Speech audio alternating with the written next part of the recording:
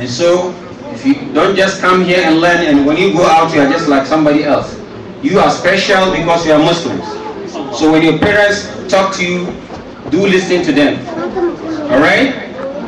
And if you come here to learn, whatever you learn here, you go home, you repeat, you be nice to your fellow brothers and sisters. And as you growing up, and your parents are imparting knowledge on you, then you can calculate it in your life. Because when you started as little baby, you did not come into this world with tools to survive. Your parents have been providing for you. Your parents have loved you. It's time for you to love them back.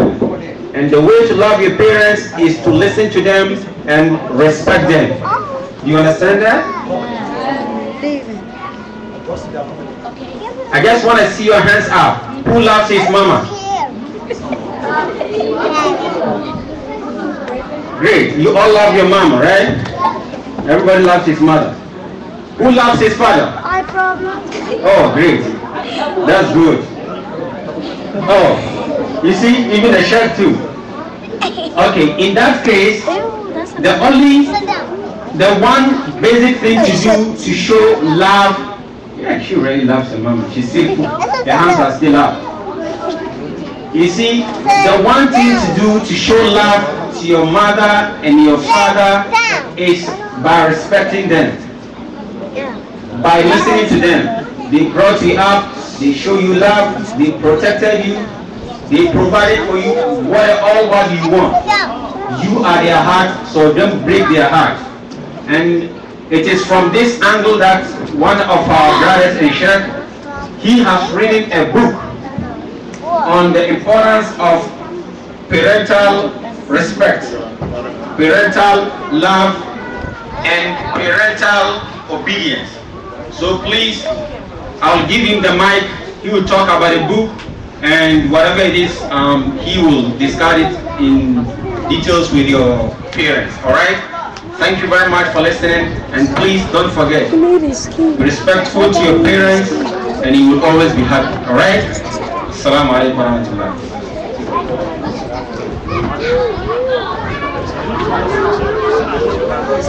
Hey, sit down for 5 minutes. Hey, come back for 5 minutes.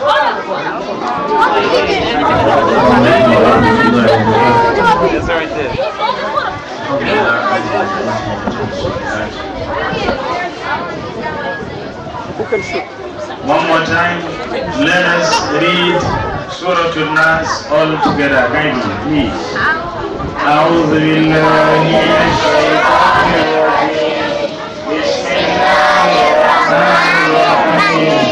قل أعوذ برب الناس ملك الناس إله الناس من شر الوسواس الخناس الذي يوسوس في صدور الناس من الجنة والناس. أبجد جد أبا أبجد جد أبا هوز وزها هوز وزها حطي طيحو كلما من كلم من كلما من لك من لك من لك قرشت شت قرى شت قرى قرشت شت رق شت رقشت شت رق رقشت شت رق.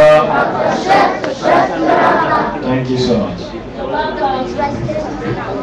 بسم الله الرحمن الرحيم. الحمد لله عليه نعمته تتم الصالحات والحسنات ومن فضله تتنزل الخيرات والبركات. والسلام تتحقق المقاصد والغايات والصلاة والسلام على المبعوث رحمة للعالمين حجة الله على الخلق أجمعين نبي الرحمة وإمام الهدى وبشير النذير وسراج المنير عليه أفضل الصلاة وأتم التسليم. أما بعد، ففي يوم من الأيام في عصر النبوة جاء رجل إلى سيدنا محمد صلى الله عليه وسلم وهو يبكي وقال الرسول ما يبكيك. They have no speaker in the back. You gotta sound a little bit. نعم.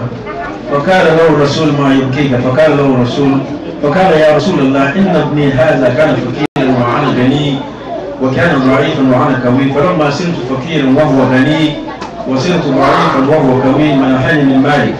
فأرسل الرسول الرجل لينادي ابنه، وقبل رجوعه إليه بعث الله الحق سبحانه وتعالى سفير الأنبياء جبريل عليه السلام ليقول له إذا جاءك هذا الرجل فاسأله ماذا كان يقول في نفسه وهو في طريقه مع ابنه إليك. فلما أقبل الرجل على الحبيب المصطفى سأله سيدنا الحبيب المصطفى ماذا كنت تقول في نفسك وأنت كاذب إلي؟